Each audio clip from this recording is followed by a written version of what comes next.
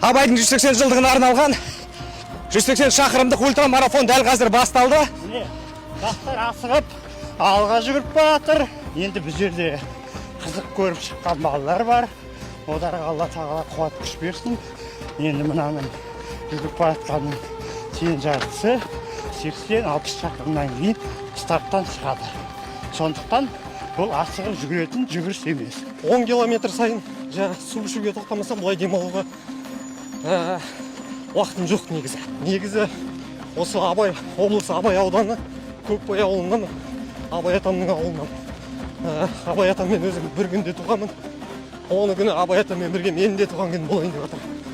Сол себепті осы ультрамарафонды жібермеуге тырыстым.